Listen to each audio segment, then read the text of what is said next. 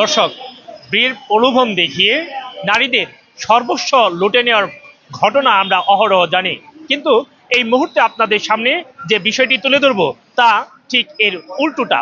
অর্থাৎ বিয়ের প্রলোভন দেখিয়ে নারী পুরুষকে নিঃস্ব করে অর্থ অলংকার সহ সবকিছু নিয়ে গেছে। ঠিক এই মুহূর্তে আমি আপনাদের সাথে যুক্ত আছি প্রেস ক্লাবের সামনে।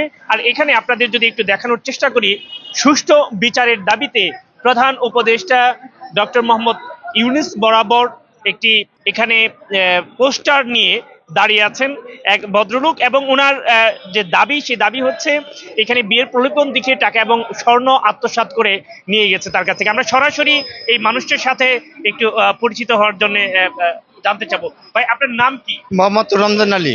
কি ঘটেছিল আপনার সাথে? কি আমার সাথে ওনাদের পারিবারিক ভাবে আমার সাথে বিয়ে ঠিক করার পরে তার মেয়ের বাবার একটা হত্যা একটা মামলা আছে, ওই মামলা ডিসমিস করার জন্য আমার কাছে অনেক টাকা নেওয়া হয়, 1,70,000 টাকা। তার কিছুদিন পর সাপ্তাহিক বা 5 দিন পর আমার মেয়ের সাথে যে বিবাহ তো ঠিক, তারপরে আমি আমার স্বর্ণগয়নার ব্যাপারে মেয়েটার সাথে আমি শেয়ার করি। তারপরে মেয়েটা আমার রুমে এসে বলে যে আপনার কি আছে একটু দেখি। তো একটু হাতে হাতে পায়ে হাতে কানে পড়ার পরে বলে যে আমি একটু বান্ধবীকে দেখাবো, তো আমি একটু অফিসে যাই। ও অফিসের কথা বলে চলে যাওয়ার পরে তার একদিন পর আমার সাথে দেখা সাক্ষাৎ কিছু করে না। তারপরে থেকে শুনে তারপরে থেকে আমার সাথে টোটালি দেখা নাই, সাক্ষাৎ নাই, কথা বলতে গেলে চলে যায়, আমাকে উল্টা হুমকি দেয়। তার ফ্যামিলির সাথে আমি টাকা পয়সা স্বর্ণগয়নার সাথে আমি আলাপ করতে গেলে টাকা 1,70,000 টাকা।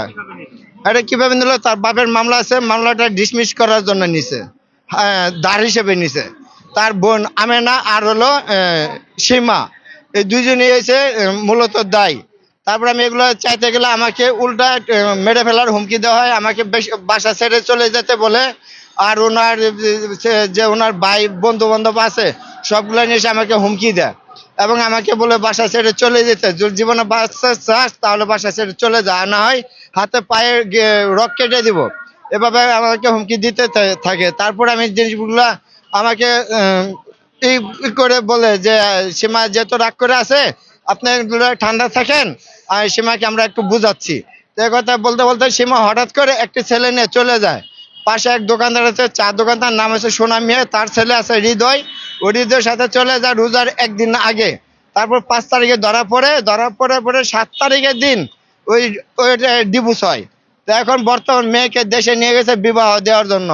তারপরেও আমাকে ঈদের একদিন আগে আমার সাথে জুবাইদ আমার রুমে যে আবার আমার সাথে বিয়ের সাথে দিন তারিখ ঠিক করে, তারপরে আমাকে হুমকি দেয় ঈদের দিন হুমকি দেওয়ার পরে তারপরে দিন 3 তারিখের দিন আমার বাসায় এসে আক্রমণ করে, সকাল 10টা 30 এসে বাসায় আক্রমণ করে। তারপর আমি 999 ফোন করে তারপর পুলিশ এনে তারপর আমি রক্ষা পাই।